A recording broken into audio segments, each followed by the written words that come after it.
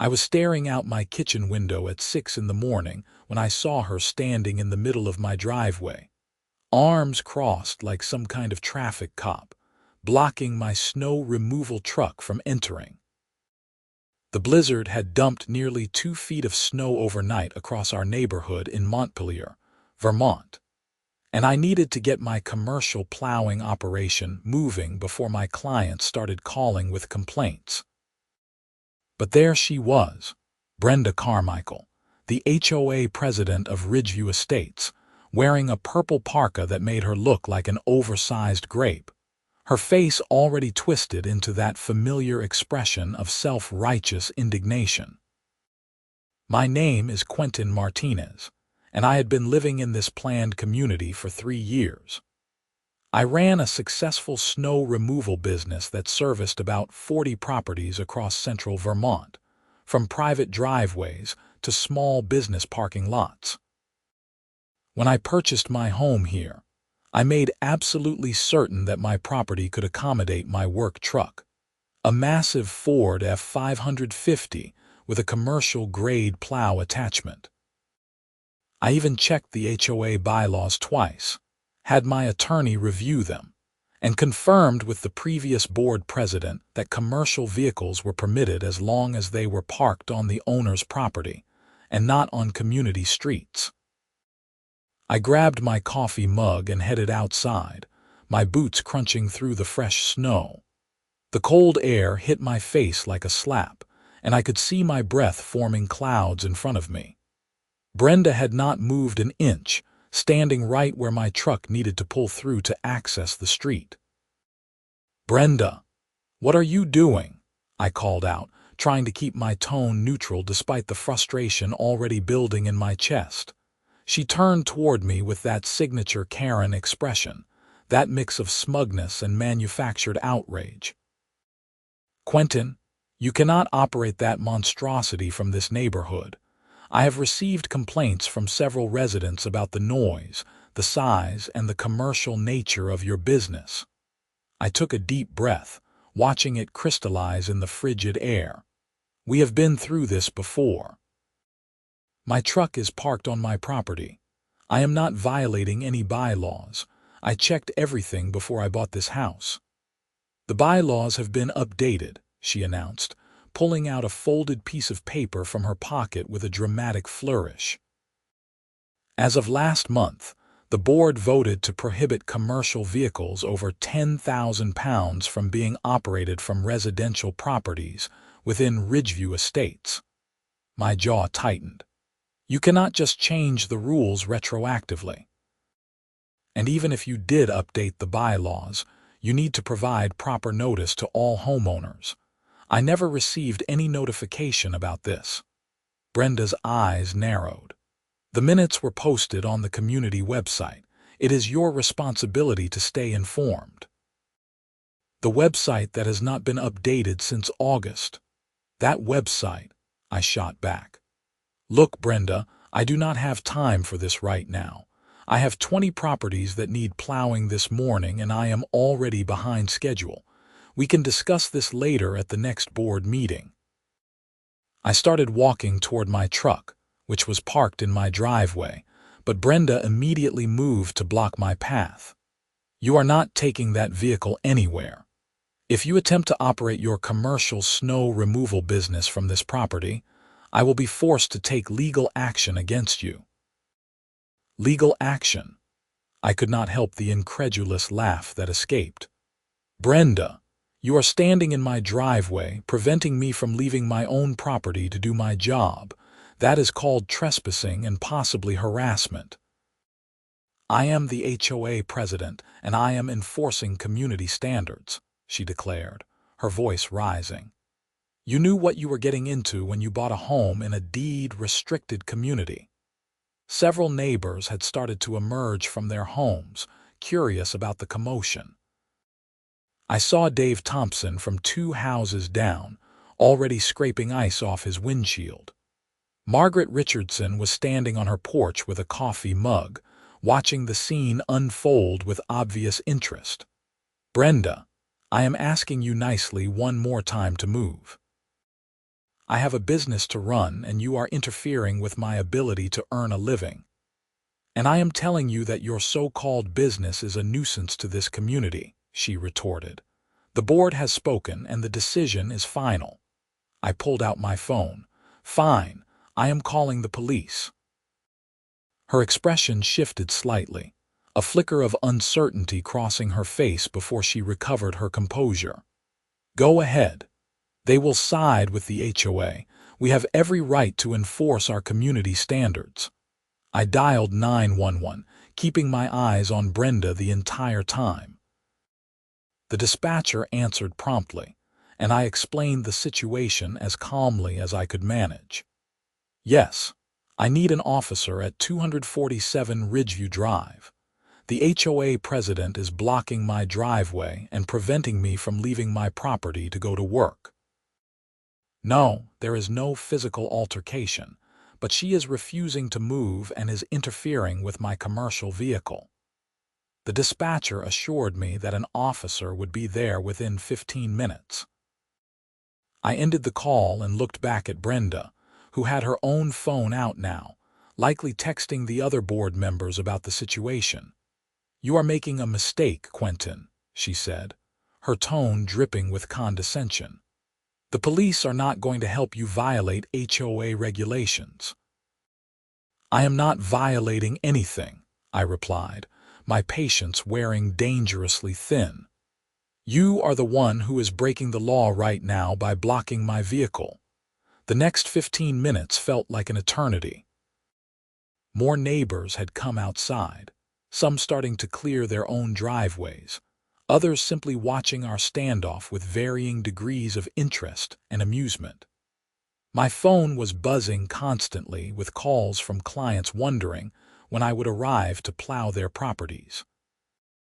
Each missed call represented lost revenue and damaged relationships with people who depended on my services. Finally, a Montpelier police cruiser pulled up to the curb, its lights flashing red and blue against the white snow. Officer James Bradford stepped out, a veteran cop I had seen around town before. He was in his late 40s with a weathered face that suggested he had dealt with plenty of neighborhood disputes in his career. Morning, folks, he said, his breath visible in the cold air. Someone want to tell me what is going on here? Brenda immediately launched into her explanation, her words tumbling out in a rush. Officer, this man is attempting to operate a commercial snow removal business from a residential property in violation of our HOA bylaws. As president of the Homeowners Association, it is my duty to prevent this illegal activity from continuing. Officer Bradford turned to me. Sir, is that your truck? Yes, officer. I am Quentin Martinez. I own this property and I have owned it for 3 years. When I purchased the home, commercial vehicles were explicitly allowed as long as they were parked on private property, not on community streets. I have been running my snow removal business from here without any issues until now. The bylaws have been changed, Brenda interjected. He is no longer permitted to operate that vehicle from this location. The officer held up a hand. Madam, I will need to see a copy of these bylaws you are referencing, but first, let me make sure I understand the immediate situation. You are currently standing in this gentleman's driveway, preventing him from accessing the public street with his vehicle. Is that correct? Brenda hesitated, seeming to realize for the first time that her position might not be as legally sound as she had assumed. I am enforcing community regulations. That does not answer my question, Officer Bradford said, his tone still polite but firm. Are you physically blocking his driveway? I am standing here to prevent him from violating HOA rules, she said, her voice taking on a defensive edge. The officer turned back to me. Mr. Martinez, do you have documentation showing that you are allowed to park and operate your vehicle from this property? I do, I said, pulling out my phone. I have the original HOA bylaws that were in effect when I purchased the property. along with email correspondence from the previous board president confirming that my commercial vehicle was permitted.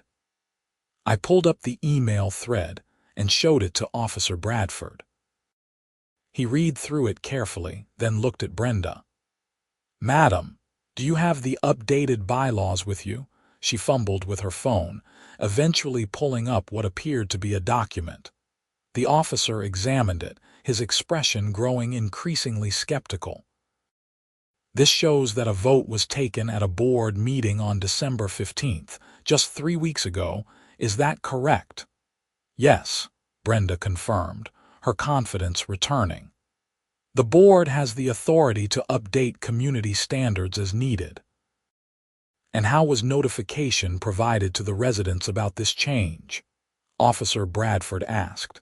"It was posted on the community website," Brenda said. "Was any other notification provided? Certified letters, email announcements, anything else?" Brenda's silence was telling. The officer sighed, clearly familiar with this type of HOA dispute.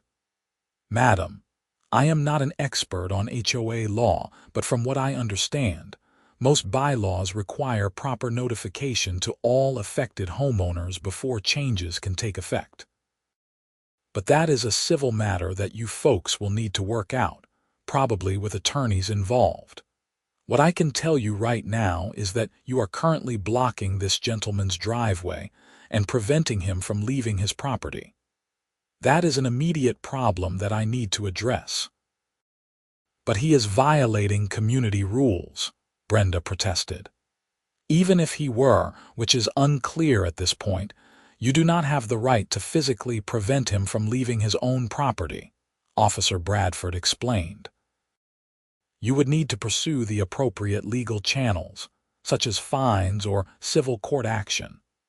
What you are doing right now could be considered trespassing, harassment, or interference with his business operations." Brenda's face was turning red, and I could not tell if it was from the cold or her rising anger.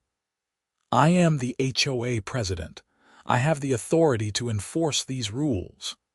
"Not by blocking someone's driveway, you do not," the officer said firmly. "I am going to need you to step aside and allow Mr. Martinez to leave his property."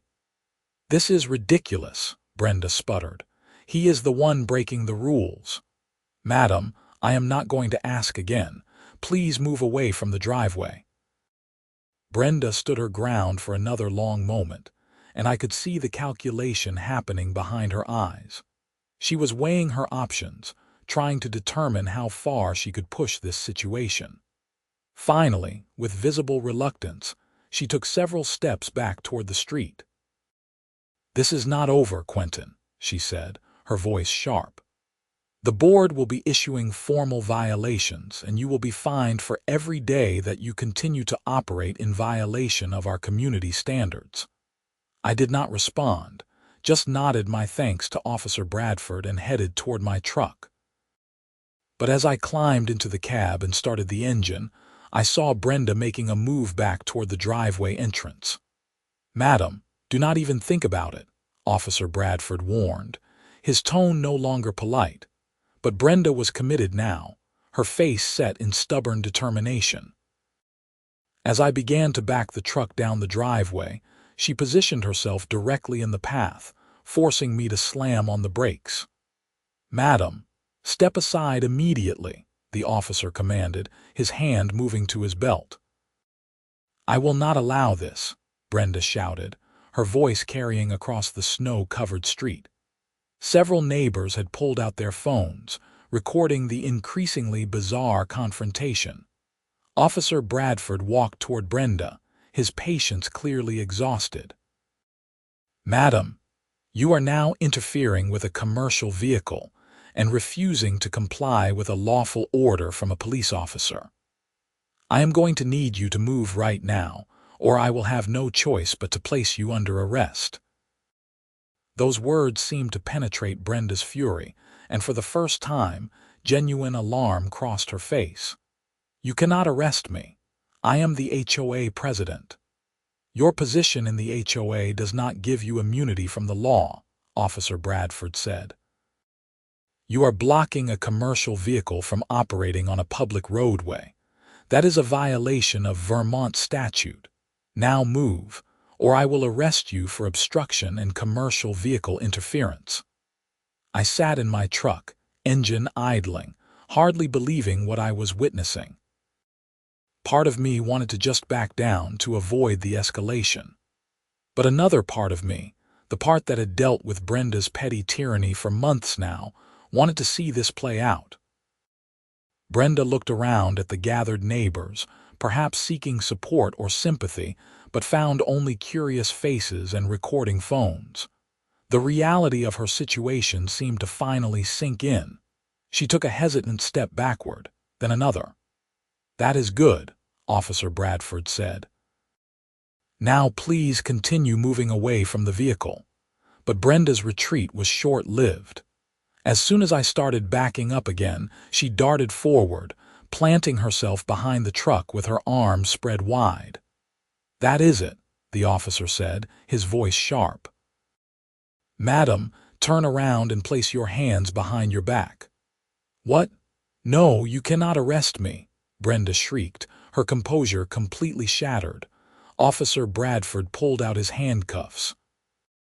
"You have repeatedly refused to comply with lawful orders, and you are interfering with commercial vehicle operations. Turn around now." The scene that followed was almost surreal. Brenda tried to argue, to negotiate, to explain why she should not be arrested, but Officer Bradford was done talking. He took her firmly by the arm, turned her around, and secured the handcuffs around her wrists. The entire time, she was protesting loudly, her voice echoing off the houses. "This is insane. I am the victim here. He is the one violating our community standards." "You can explain your position at the station," Officer Bradford said, guiding her toward his patrol car. A second police vehicle had arrived during the commotion, and Officer Sarah Chen stepped out, quickly assessing the situation. She spoke briefly with Officer Bradford, then came over to my truck window. "Mr. Martinez, I am going to need to get a statement from you about what happened here," she said. I nodded, turning off the engine and climbing back out.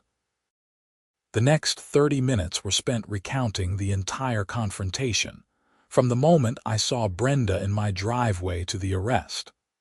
Officer Chen took detailed notes, and several neighbors came forward to provide their own accounts of what they had witnessed.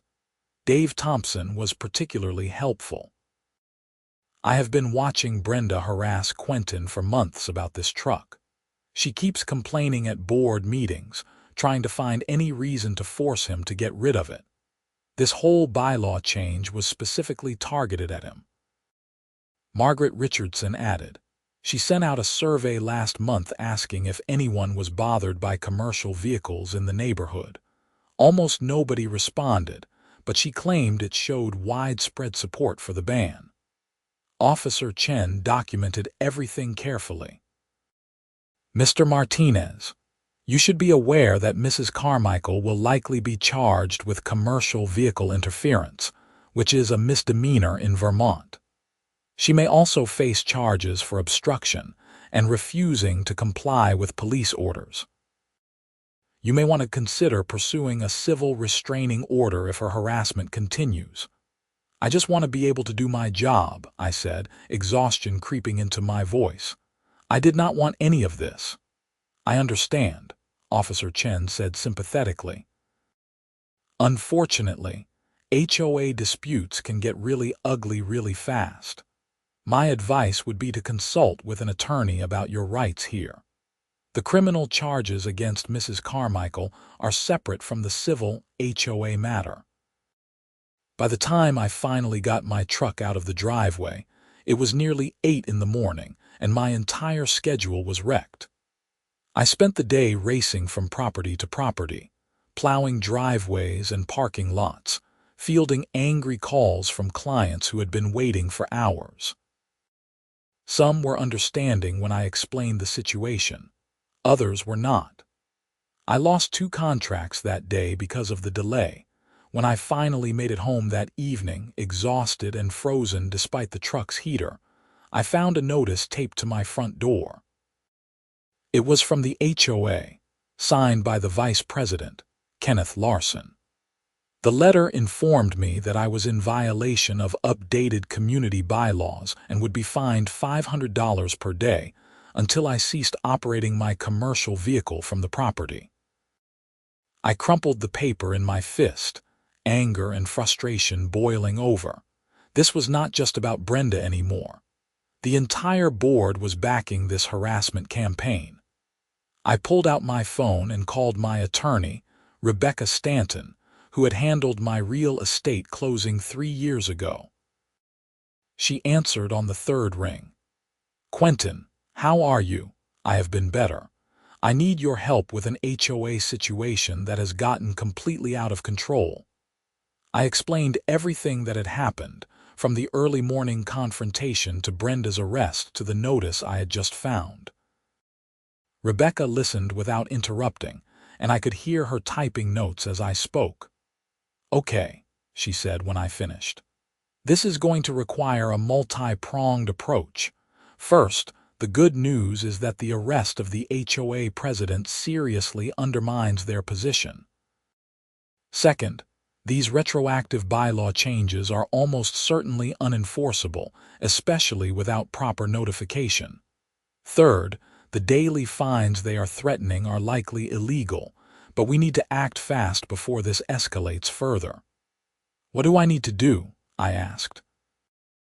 "I am going to file for an emergency injunction to stop the fines and prevent the HOA from taking any further action against you until we can get this matter before a judge. I will also draft a demand letter pointing out all the legal violations in their process. And I strongly recommend that you file a formal complaint with the Vermont Attorney General's office. There are specific statutes governing HOA conduct, and this board appears to be violating several of them." "How much is this going to cost me?" I asked, dreading the answer. "Let me be honest with you, Quentin. HOA litigation can get expensive fast. But based on what you have told me, I think we have a very strong case. And if we win, which I believe we will, the HOA will be responsible for your attorney's fees." These boards often back down once they realize they are facing real legal consequences. "Do whatever you need to do," I said.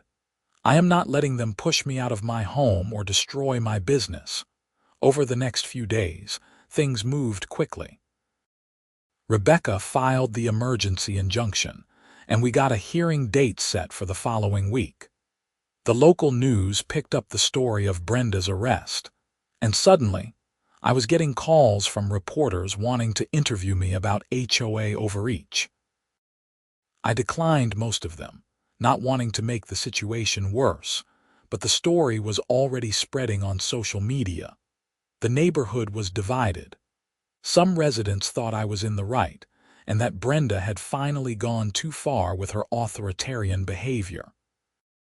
Others felt that HOAs existed for a reason, and that I was being selfish by operating a commercial business from a residential area. The community Facebook page was a war zone, with heated arguments breaking out in the comments of every post. On Wednesday, I received a certified letter informing me that I was being summoned to a special HOA board meeting on Saturday morning. The purpose of the meeting was to address my continued violations and to discuss potential additional penalties. Rebecca advised me not to go without her present, so we agreed to attend together. Brenda had been released from custody the same day as her arrest, posting a small bail. She was facing charges of commercial vehicle interference, a misdemeanor that carried potential fines and even jail time depending on the circumstances. She had hired her own attorney, a sharp-looking woman named Patricia Holloway, who apparently specialized in representing HOA boards. Saturday morning arrived cold and clear. Rebecca and I walked into the community clubhouse at precisely 10 o'clock to find the board already seated at a long table. Brenda was there, looking defiant despite the legal trouble she was facing. Beside her sat Kenneth Larson, the vice president, a thin man in his 60s with wire-rimmed glasses. The other three board members were Susan Wu, the treasurer, Thomas Grayson, the secretary, and Linda Pemberton, a member-at-large. About 20 other residents had shown up to watch the proceedings, filling the rows of folding chairs that had been set up. The tension in the room was palpable. Kenneth called the meeting to order, his voice formal and stilted. "We are here today to address the ongoing violations by Mr. Quentin Martinez regarding the operation of a commercial vehicle from his residential property in violation of Ridgeview Estates bylaws, as amended on December 15th of last year." Rebecca stood before he could continue. "Mr. Larson, before we proceed, I need to put several matters on the record.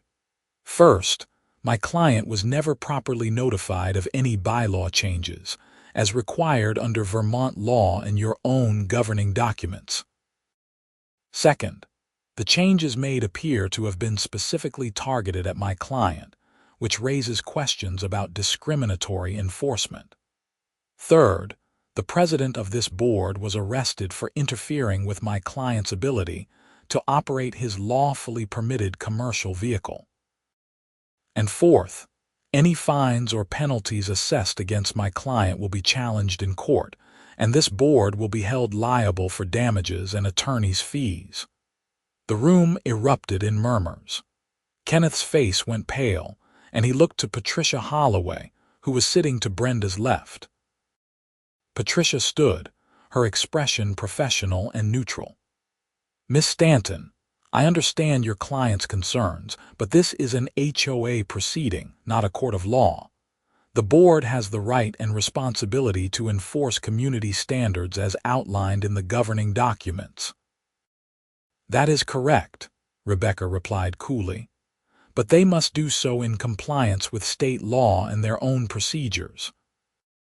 From what I have reviewed, this board has violated numerous provisions of the Vermont Common Interest Ownership Act, including requirements for notice, quorum, and non-discriminatory enforcement." "This is not the forum to litigate those claims," Patricia countered. "You are absolutely right," Rebecca agreed. "Which is why we have a court hearing scheduled for Tuesday morning where a judge will decide whether to issue an injunction against any further action by this board. I would suggest that proceeding with this meeting over my objection will only strengthen our case." Kenneth looked thoroughly flustered now, glancing between Patricia and Brenda for guidance. Brenda's jaw was set in a hard line, her eyes fixed on me with open hostility. "We have every right to enforce our bylaws," Brenda said, her voice cutting through the murmurs in the room. "Mr. Martinez has been operating a commercial business from a residential property, creating noise, traffic, and general disruption to our peaceful community. The board voted unanimously to prohibit this activity." "Then you should have followed the proper procedures," Rebecca shot back. "You cannot just change the rules without notification and expect them to be enforced. And you certainly cannot physically block someone's vehicle and interfere with their business operations." "I was protecting our community," Brenda insisted, rising from her seat. "Someone had to take a stand. And now you are facing criminal charges for that stand," Rebecca replied. "I would encourage you and this board to think very carefully about whether you want to continue down this path." The meeting devolved from there. Residents started shouting questions and comments, some supporting the board, others defending me. Kenneth tried to maintain order but quickly lost control. Finally, after nearly an hour of chaos, he called for a recess to allow the board to consult with their attorney in private. Rebecca and I stepped outside into the cold air. That went about as well as I expected, she said, a slight smile on her face. They are in over their heads and they know it. So what happens now? I asked. They will probably try to negotiate some kind of settlement. They do not want this going to court because they will lose, and it will be expensive. My guess is that Patricia is in there right now explaining exactly how much legal trouble they are facing. 30 minutes later, we were called back inside. The board members looked decidedly less confident than before. Kenneth cleared his throat and read from a prepared statement. After consulting with legal counsel, the board has decided to table any action regarding Mr. Martinez's vehicle pending the outcome of the court proceedings on Tuesday. We maintain that the bylaw changes were properly enacted, but in the interest of community harmony, we are willing to discuss potential compromises. It was not an admission of defeat, but it was close. Rebecca nodded. My client is always willing to have good faith discussions about reasonable community standards. However, any compromise must acknowledge his right to operate his lawfully established business from his property. The meeting adjourned without any further action taken, but the battle was far from over. As we left the clubhouse, several neighbors approached me with words of support. Dave Thompson clapped me on the shoulder. About time, someone stood up to that board. They have been running this place like it is their personal fiefdom. But not everyone was supportive. As I walked to my car, a woman I recognized as Barbara Jenkins intercepted me. You are tearing this community apart with your selfishness. Can't you just park that truck somewhere else and stop causing problems? I am not causing problems, I replied, trying to keep my tone civil. I am trying to run a business and make a living. The board changed the rules specifically to target me, and they did it without proper notification. That is not legal. Oh, please, she scoffed. You just do not want to follow the rules like everyone else.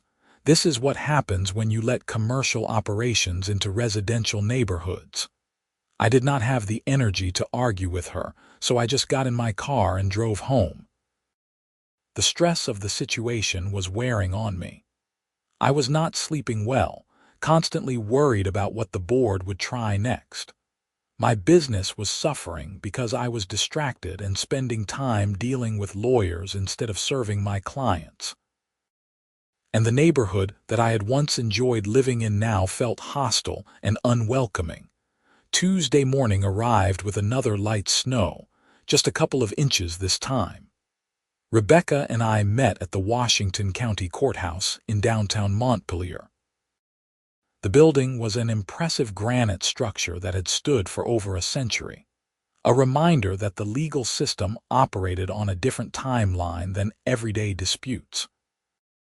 We went through security and made our way to the courtroom where Judge Martin Sheffield would hear our motion for a preliminary injunction. Patricia Holloway was already there with Kenneth Larson and Susan Wu. Brenda was notably absent, probably on the advice of her criminal defense attorney. Judge Sheffield was a distinguished-looking man in his early 60s with silver hair and a reputation for being no nonsense but fair. He took his seat at the bench and immediately got down to business. I have reviewed the motion and the responsive pleadings. Miss Stanton, this is your motion, so why do not you start by explaining what relief your client is seeking and why? Rebecca stood and presented our case with clear, concise arguments. She walked through the timeline of events, the lack of proper notification, the targeted nature of the bylaw change, and the criminal charges pending against Brenda for interfering with my business. She submitted evidence including the email correspondence from the previous board president, the original bylaws, and the updated bylaws that the current board was attempting to enforce. Your Honor, this is a clear case of an HOA board overstepping its authority and violating both state law and its own governing documents. My client faces irreparable harm if the board is allowed to continue assessing fines and threatening his business operations. We are asking for a preliminary injunction to prevent any enforcement action while the underlying legal issues are resolved. Judge Sheffield turned to Patricia. Ms. Holloway, response. Patricia argued that the board had acted within its authority, that the notification requirements had been satisfied by posting on the website, and that the bylaw changes were necessary to address legitimate community concerns about commercial vehicles. She downplayed Brenda's arrest as an overreaction by law enforcement and insisted that the civil HOA matter should be kept separate from the criminal charges. The judge listened carefully, occasionally asking questions to clarify certain points. He seemed particularly interested in the notification issue and the email from the previous board president acknowledging that commercial vehicles were permitted. After about 90 minutes of arguments and testimony, Judge Sheffield announced that he would issue a ruling from the bench. I have heard enough to make a preliminary determination. First, I find that the plaintiff has demonstrated a likelihood of success on the merits. The evidence shows that he received explicit permission to operate his commercial vehicle from the property under the bylaws in effect at the time of purchase. Second, the notification of the bylaw changes appears to have been inadequate under Vermont law. Simply posting something on a website that is not regularly maintained or monitored does not constitute proper notice to affected homeowners. Patricia tried to interject, but the judge held up his hand. Third, I am troubled by the evidence suggesting that this bylaw change was specifically targeted at the plaintiff. HOA boards must exercise their authority in good faith and cannot use rule changes as a pretext to single out particular residents. And fourth, the arrest of the HOA president for interfering with the plaintiff's commercial vehicle substantially undermines the board's position that they were acting reasonably. He paused, looking directly at the board representatives. I am going to grant the preliminary injunction. The HOA is prohibited from assessing any fines or taking any enforcement action against Mr. Martinez regarding his vehicle until this matter can be fully litigated. Furthermore, I am ordering both parties to participate in mediation within the next 30 days to see if this dispute can be resolved without further court involvement. Rebecca squeezed my arm, a small smile on her face. It was not a complete victory, but it was a significant one. The judge's ruling meant that I could continue operating my business without fear of harassment or fines from the HOA, at least for now. As we left the courtroom, Patricia approached Rebecca. My clients are prepared to discuss a reasonable settlement. This litigation is not in anyone's best interest. I agree, Rebecca said, but any settlement needs to acknowledge my client's rights and provide assurances that he will not be targeted again in the future. We can work with that, Patricia replied, though she did not look happy about it. The mediation was scheduled for late February, giving both sides time to cool down and assess their positions.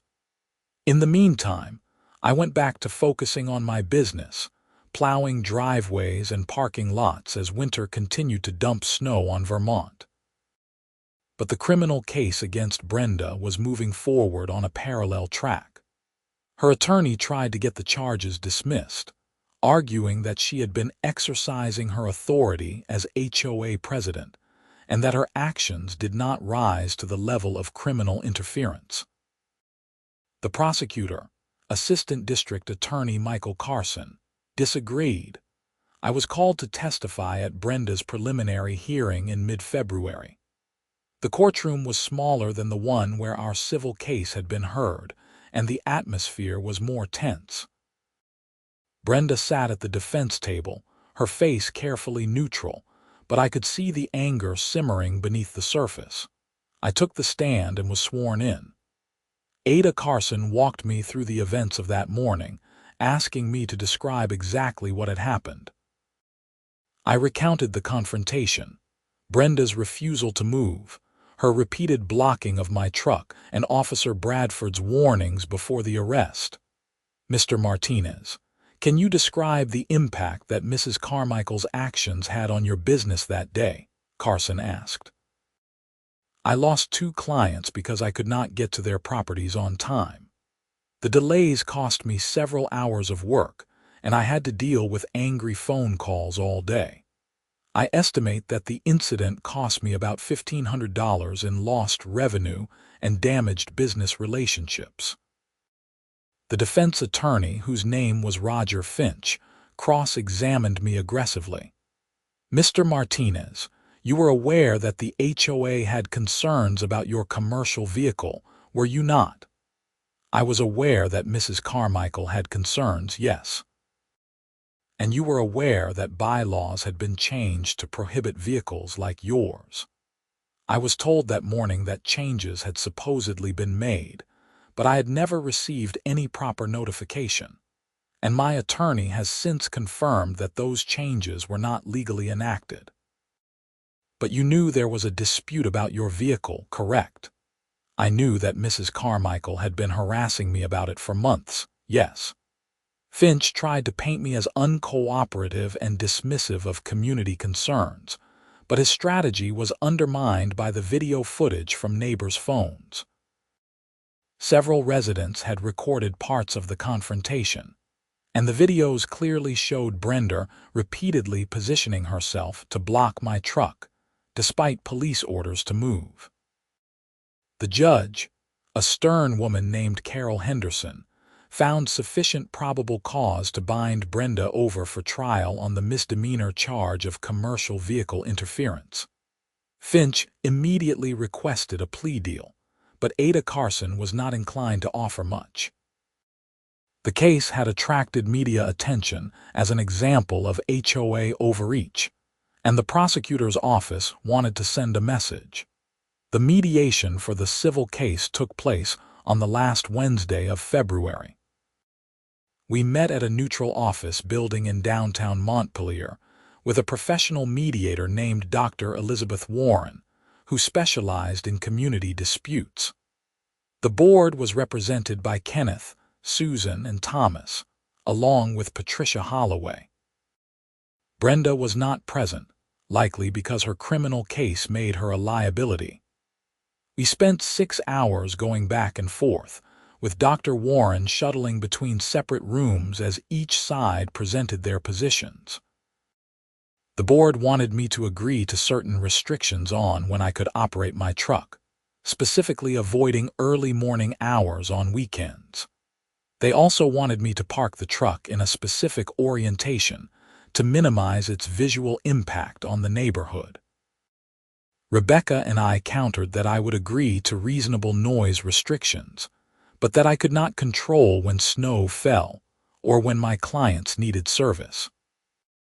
We also insisted on a provision acknowledging that commercial vehicles were permitted under the bylaws, and that any future rule changes would require proper notification and could not be applied retroactively. By late afternoon, we had hammered out a tentative agreement. I would make reasonable efforts to minimize noise during early morning hours on weekends, though emergency situations would be exempt. I would park the truck in a manner that was least intrusive to neighbors. And most importantly, the board would formally acknowledge my right to operate my business from the property, and would rescind any fines or penalties that had been assessed. Additionally, the board agreed to update its notification procedures to ensure that all homeowners received actual notice of proposed bylaw changes, not just website postings. They would also implement a fairness policy to prevent targeted enforcement actions against individual residents. In exchange, I agreed to drop any claims for damages against the HOA and to participate in good faith in future discussions about community standards. It was not perfect, but it was workable. Rebecca drew up the settlement agreement, and we all signed it at the end of March. The judge approved the settlement and dismissed the civil case with prejudice, meaning it could not be refiled. I felt a massive weight lift from my shoulders, but Brenda's criminal case was still pending. Her attorney had managed to delay the trial several times, but finally, in late April, we went to court. I testified again, and this time the jury heard the full story, including the video evidence and testimony from Officer Bradford about Brenda's refusal to comply with lawful orders. The trial lasted 3 days. The defense argued that Brenda had been trying to fulfill her duties as HOA president and that she had not intended to commit a crime. But the prosecution showed that she had been warned repeatedly about the consequences of her actions and had persisted anyway. The jury deliberated for less than 4 hours before returning a guilty verdict on the misdemeanor charge of commercial vehicle interference.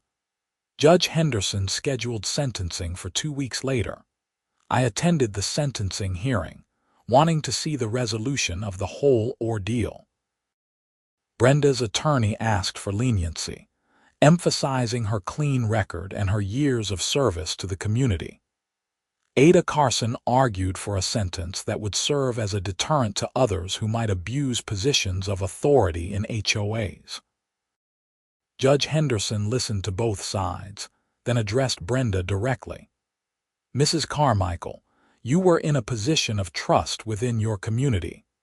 Rather than using that position to foster cooperation and resolve disputes constructively, you chose confrontation and obstruction. Your actions that morning were not only illegal but showed a fundamental disregard for the rights of others and for law enforcement authority." She sentenced Brenda to 30 days in jail, suspended, 2 years of probation, 100 hours of community service, and a fine of $2,000. She also ordered Brenda to step down from the HOA board immediately and prohibited her from serving in any HOA leadership position for 5 years. Brenda's face crumpled as the sentence was read. She had gambled that her position as HOA president gave her authority that superseded the law, and she had lost badly. As I left the courthouse that day, I felt a complex mix of emotions. I had not wanted any of this. I had just wanted to live in my home and run my business in peace. But Brenda's actions had forced me to fight back, and the consequences for her had been severe. Over the following months, life in Ridgeview Estates gradually returned to normal. The HOA held elections for a new board president, and a much more reasonable woman named Gloria Martinez was elected. No relation to me, but the name coincidence made us both laugh. The new board focused on actual community improvements rather than petty enforcement actions. My business recovered and even grew as word spread about my ordeal. Several clients told me they hired me specifically because they respected how I had stood up to HOA overreach. I hired an assistant to help with the workload, a young guy named Tyler who was eager to learn the snow removal trade. Dave Thompson and I became good friends, often grabbing beers at a local pub and commiserating about the absurdities of HOA life. Margaret Richardson organized a neighborhood barbecue that summer, and to my surprise, even some of the people who had initially sided with Brenda came and apologized.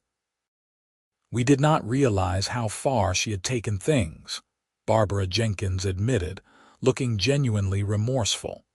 "The board was supposed to protect the community, not harass individual homeowners." I accepted her apology graciously. Holding grudges would not improve anything, and I was genuinely ready to move forward. One evening in late September, as I was washing my truck in the driveway, Kenneth Larson approached me. He looked uncomfortable, shifting his weight from foot to foot. "Quentin, I owe you an apology," he said. I went along with Brenda's campaign against you because I thought she knew what she was doing. I should have stood up to her and insisted on following proper procedures. I am sorry for the trouble we caused you." "I appreciate that, Kenneth," I said. "What made you change your mind, honestly?" Seeing her get arrested was a wake-up call, and then talking to our attorney about how much money the HOA could have lost if we had kept fighting you in court. We were acting on emotion and ego, not reason. That is not how a board should operate. "No, it is not," I agreed. "But you are doing better now. Gloria is doing a good job." "She is," Kenneth said with a small smile. "Much better than we were doing." As the seasons changed and another winter approached, I found myself genuinely content with how things had turned out. The settlement with the HOA gave me peace of mind. Brenda's conviction sent a message that HOA authority had limits, and my business was thriving. On the first major snowfall of the new season, I got up early and headed out to my truck. As I climbed into the cab, I glanced at the spot where Brenda had stood blocking my driveway almost a year earlier. It seemed like a lifetime ago. I fired up the engine, the big diesel rumbling to life in the cold morning air. The plow was ready, my route was planned, and my clients were counting on me. I backed out of the driveway without incident, no HOA president standing in my way, and headed out to do the job I loved. The neighborhood was quiet and peaceful, blanketed in fresh white snow. My tires crunched on the frozen surface as I made my way to the main road. In the rearview mirror, I could see my house receding into the distance, warm lights glowing in the windows. It was home, truly home, and nobody was going to take that away from me. As I plowed through the pre-dawn darkness, clearing driveways and parking lots across central Vermont, I thought about how this whole situation could have been avoided if people had just been willing to communicate and compromise from the start. HOAs served an important function in maintaining communities, but only when they were run by reasonable people who respected their neighbors' rights and followed the law. Brenda had learned that lesson the hard way, with a criminal conviction and a ruined reputation. I had learned it too, though from the other side, understanding that sometimes you have no choice but to stand up for yourself, even when it is uncomfortable and expensive and stressful. The sun was starting to rise as I finished my last property of the morning, painting the snow-covered landscape in shades of pink and gold. I sat in my truck for a moment, taking in the beauty of it, feeling grateful for the outcome of a battle I had never wanted to fight. My phone buzzed with a text from Rebecca. "Saw the news about Brenda's probation officer visit. She has to do her community service at the county road department. Guess she will learn about snow removal after all." I could not help but laugh at the irony. The universe had a sense of humor sometimes. As I drove back home, ready for a hot shower and some breakfast, I passed by the community clubhouse where the HOA held its meetings. A new sign had been installed by the entrance, outlined against the morning sky. It read, "Ridgeview Estates, a community built on respect." It was a nice sentiment, and under Gloria's leadership, it might even become reality. Time would tell. I pulled into my driveway, parking my truck in the exact spot where Brenda had tried to block me all those months ago. The legal battle had been exhausting and expensive, even with the settlement covering my attorney fees. But it had also been necessary, a line drawn in the snow that could not be crossed. As I walked toward my front door, I saw Dave Thompson out scraping ice off his windshield. He waved and I waved back. Just neighbors going about our day, no drama, no confrontations, no HOA president getting arrested in the middle of the street. Just the way it should be. Inside, I made coffee and sat at my kitchen table, looking out at the neighborhood I called home. The whole experience had taught me valuable lessons about standing up for yourself, about the importance of documentation and legal counsel, and about how quickly reasonable disagreements could spiral into serious confrontations when ego and authority got involved.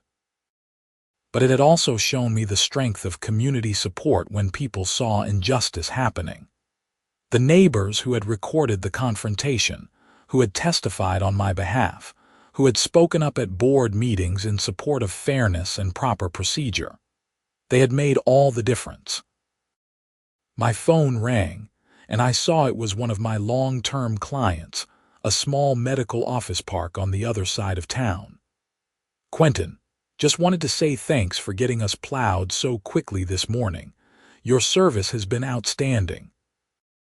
"Thanks, I appreciate that," I said, feeling a warm sense of satisfaction. This was what it was all about.